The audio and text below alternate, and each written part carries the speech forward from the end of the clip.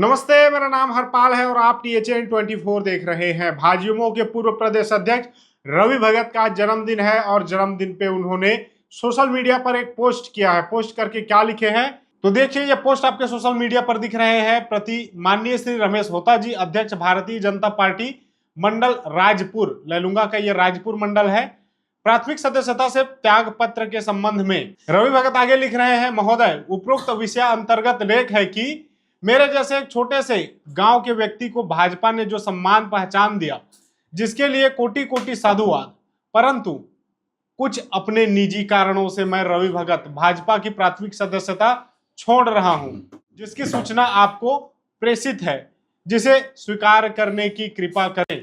रवि भगत ने social media पर जो पोस्ट लिखा है, मैंने उसे शब्दशः पढ़ के सुनाया। रवि भगत पार्टी से क्या नाराज थे? रवि भगत ने इस्तीफा क्यों दिया? रवि भगत अब करेंगे क्या? कई तरह की बातें आपके मन में चल रही होगी, कई तरह के विचार आप लगा रहे होंगे कि राहुल टिकरिया को जब भाजयुमो का प्रदेश अध्यक्ष बनाया गया तब रवि भगत खुश नहीं थे। रवि भगत क्या पार्टी से नाराज थे? उसके बाद से लोगों से मिलना तो कर रहे थे, लेकिन पार्टी के अन्य कार्यक्रमों में शिरकत करना धीरे धीरे बंद कर दिए थे और अंततः पार्टी से पूरी तरीके से कट चुके थे। लेकिन अब रवि भगत ने सोशल मीडिया पर जो पोस्ट किए हैं, उसके बाद से हमने बात करने का प्रयास किया, लेकिन रवि भगत से बात नहीं हो पाई। बात करेंगे तो विस्तृत इंटरव्यू करके उनका बताएंगे क्या उतार चढ़ाव रहे, किससे नाराजगी है और क्यों उन्होंने इस्तीफा दिया। तो मेरे साथ बातचीत करने के लिए अश्वनी है। अश्वनी मालाकार रायगढ़ के विस्तार के रिपोर्टर हैं और लगातार राजनीतिक जो मुद्दे हैं उनको समझते हैं और उस मुद्दों को लेकर जो है मुखर रहते हैं, बातचीत करते हैं। तो अश्वनी, रवि भगत ने आज इस्तीफा दे दिया, कारण क्या लग रहा है? सबसे पहले बताओ, रवि भगत का जन्म दिवस और जन्म दिवस के इस्तीफा देना ये अलग चर्चा का विषय बन जा रहा है। जब रवि भगत जी को मैंने जन्म दिवस की शुभकामनाएं देने के लिए सुबह से ही फोन किया, 6 बजे से, जब से मैं उठा तब से 3 बार उनको फोन किया, तब भी उदास मन से बातचीत किए। 3 बार बाद उन्होंने फोन उठाया, उदास मन से बातचीत हुई। इससे पहले भी चर्चा हुई थी, तब वो कह रहे थे कि मैं अब राजनीति, मतलब ये आप लोग ये दिखाइए कि पूर्व प्रदेश अध्यक्ष भाजयुमो का, जिसकी सरकार है, उसका पूर्व प्रदेश अध्यक्ष क्या कर रहा है? मुर्गी पालन कर रहा है, खेतों में रात बिता रहा है। तो इस प्रकार की जो स्थितियां हैं वो निर्मित हो गई थी। कहीं ना कहीं पार्टी से जो दूरी है रवि भगत वो लगातार बना रहे थे। अभी जितने भी शिविर हो रहे थे, बीजेपी के प्रशिक्षण शिविर, चाहे वो रायगढ़ में हो या रायपुर में हो, इन जगह पर रवि भगत पहुंच नहीं रहे थे। पहला। दूसरा, जो सबसे बड़ा मुद्दा पकड़ते हैं रवि भगत, डिलिस्टिंग। तो डिलिस्टिंग की मांग को लेकर दिल्ली पद यात्रा जाने वाले थे रवि भगत। पद यात्रा रायगढ़ से लेकर दिल्ली तक जाने वाले थे। 25 मई को रवि भगत दिल्ली पहुंचे थे, जहां तक जानकारी है, लेकिन वो पद यात्रा भी रद्द कर दी गई। बताया जा रहा था कि वो पद यात्रा रद्द करके फिर रेल मार्ग से जो भाजपा के आदिवासी नेता हैं वो दिल्ली पहुंचते हैं, डिलिस्टिंग की मांग करते हैं। देखिए, रवि भगत वनवासी कल्याण आश्रम से जुड़े थे, तो कहीं ना कहीं ये बात सामने निकल कर आई थी कि वनवासी कल्याण आश्रम से जुड़े हैं, आदिवासियों की एक बड़ी शाखा है। तो रवि भगत लंबे समय तक पार्टी में रहेंगे, संगठन के लिए काम करेंगे, भले ही शांत हैं, क्योंकि 2023 की विधानसभा की चुनाव की बड़ी जिम्मेदारी थी रवि भगत को। प्रदेश अध्यक्ष थे।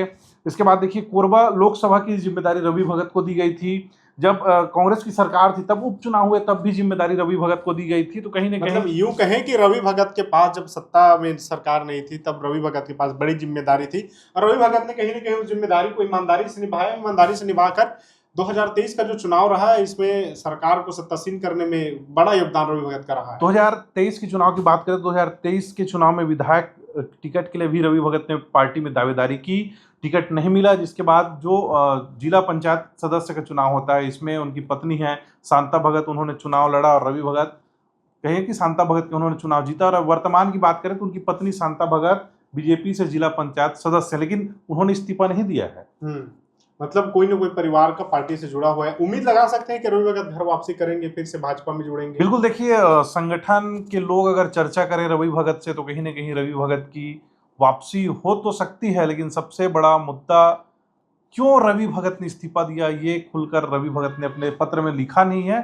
ना खुलकर वो कह रहे हैं, ना अभी फोन किसी का रिसीव कर रहे हैं। एक चीज बता दीजिए, क्या किसी से नाराजगी? क्योंकि नाराजगी को लेकर रवि भगत स्पष्ट मुखर हो जाते हैं, सोशल मीडिया पर गीत के माध्यम से हो या फिर पोस्ट करना हो, रवि भगत कहीं चूकते नहीं है। लेकिन इस बार उनका जो पत्र है वो काफी संक्षिप्त रहा है, केवल 3 से 4 लाइन। रवि भगत का पत्र संक्षिप्त है। अगर उनकी नाराजगी किसी को देखना है तो उनके सोशल मीडिया अकाउंट में जाए, फेसबुक में जाए, गीतों के माध्यम से रवि भगत अपनी नाराजगी स्पष्ट तौर पर जाहिर कर दिए हैं। किसके ऊपर नाराज हैं, क्यों नाराज हैं, ये हम खुलासा नहीं करेंगे, हमारे दर्शक खुलासा करेंगे। तो चलिए देखिए, रवि भगत ने आज इस्तीफा दे दिया है, आज उनका जन्मदिन है, तो इस पोस्ट के नीचे आप भी रवि भगत को जन्मदिन की बहुत बहुत बधाई और शुभकामनाएं दे दीजिए और उनसे पूछिए कि रवि भैया आपने पार्टी से इस्तीफा क्यों दिया, और आखिर दिए तो किसके दबाव में दिए, क्या निजी कारण रह गए हैं जिसे आप अगर खुलकर पब्लिक के बीच रखना चाहें। असोनी, कुछ ऐसा तो नहीं है कि रवि भगत चुनाव से ठीक पहले कुछ बड़ा करने वाले हों? अब देखिए, जिस प्रकार आदिवासी से नेता, हाँ। कमेंट आ रहे हैं सोशल मीडिया में, लगातार लोग लिख रहे हैं कुछ नया होने वाला है, सराहनीय निर्णय, इतना बड़ा कदम दादा, तो उनके जो चाहने वाले लोग हैं वो चाह रहे हैं क्योंकि रवि भगत बड़ा नाम है, प्रदेश में भाजयुमो का प्रदेश अध्यक्ष रह चुके हैं। प्रदेश कहीं नहीं, देश का बड़ा नाम है। एबीवीपी जैसे संगठन में राष्ट्रीय स्तर के नेता, उसके बाद भाजयुमो में राष्ट्रीय मंत्री रहे रवि भगत, जिसके बाद उनको प्रदेश अध्यक्ष का पद मिला था। तो कहीं ना कहीं एबीवीपी से शुरुआत इनकी होती है, संगठन में इनका अच्छा पकड़ होता है। इनके ससुर भी राजनीतिक घराने से आते हैं, उनकी भी अच्छा पकड़।